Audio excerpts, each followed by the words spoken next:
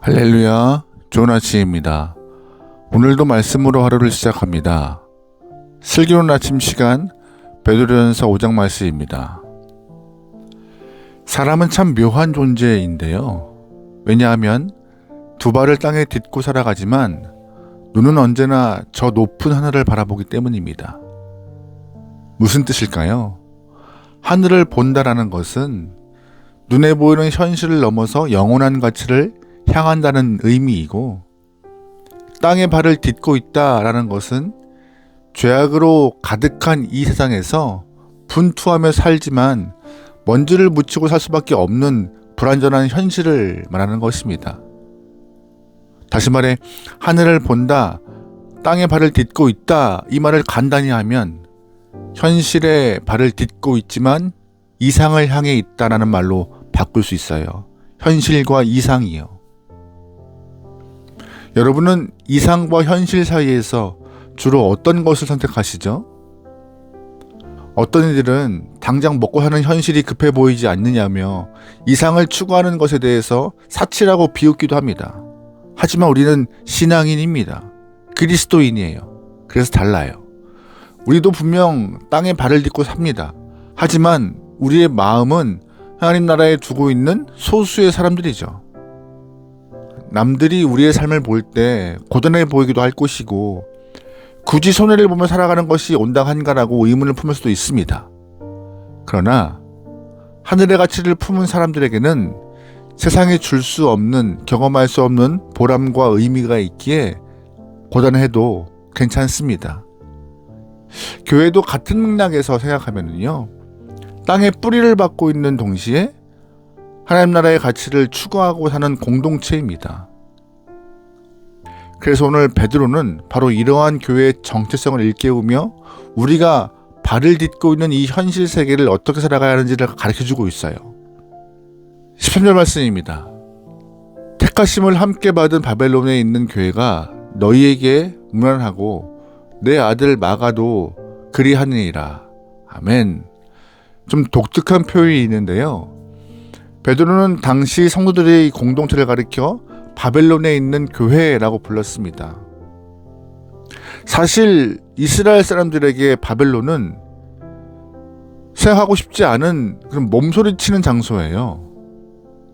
기원전 586년에 바벨론의 느부갓네살 왕이 예루살렘을 함락시키고 난 이후 성전을 불태우면서 남유다 영혼들을 끌고 포로로 갔던 비극적인 장소가 바벨론입니다.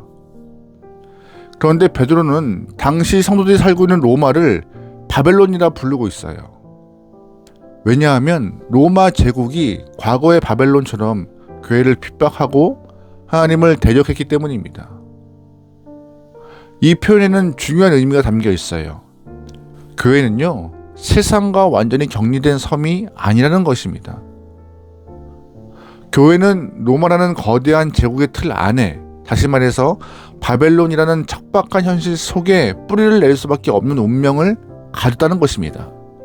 황제 숭배를 강요받고 예수 믿는다는 이유로 경제 활동이 막히며 사회적으로 고립되는 그 치열한 바벨론의 한복판이 바로 교회가 서야 할 곳, 서 있는 다리라고 베드로가 말하는 것입니다.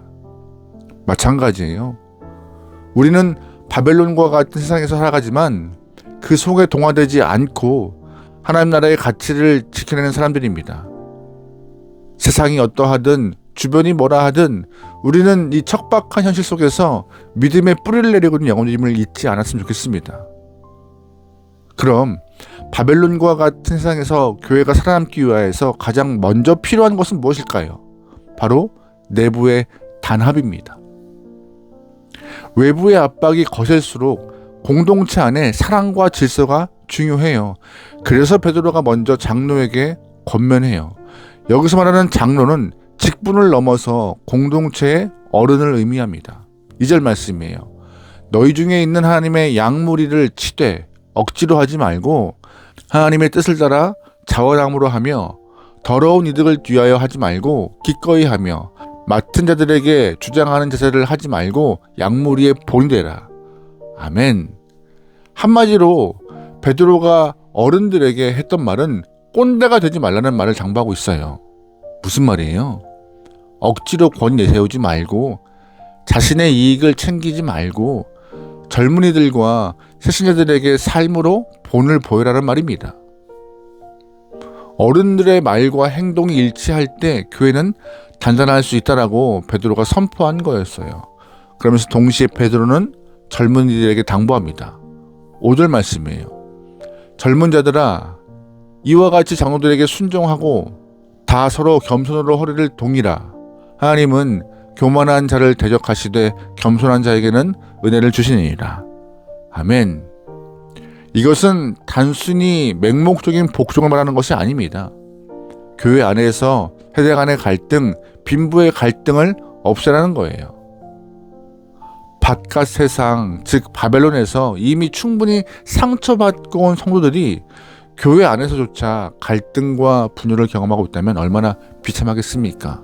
그래서 서로 겸손으로 허리를 동여매고 하나가 될 때 교회는 바벨론을 이기는 강력한 요새가 될 수 있음을 베드로는 말하고 있는 것입니다.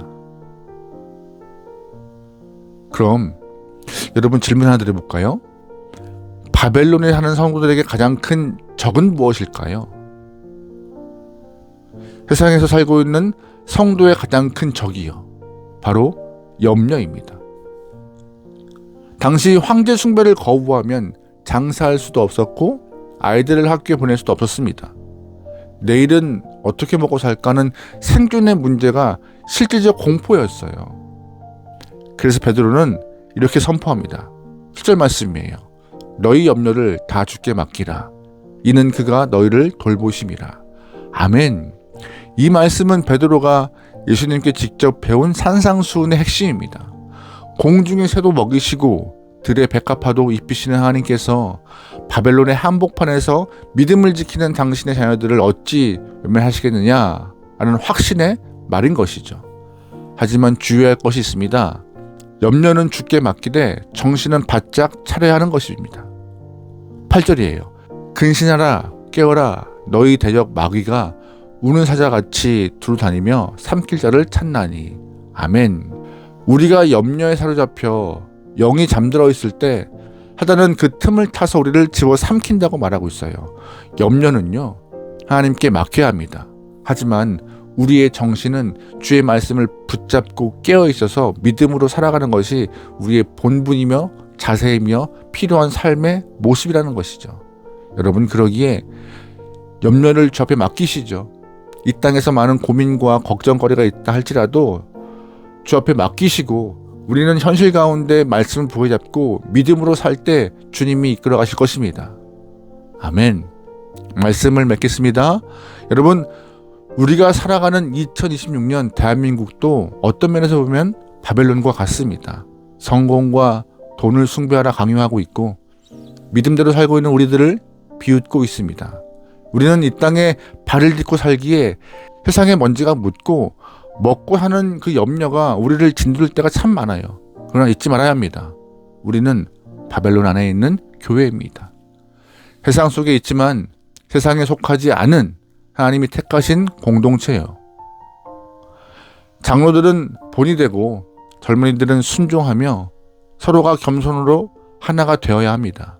그리고 모든 염려를 우리를 돌보시는 하나님께 다 던지시기 바랍니다.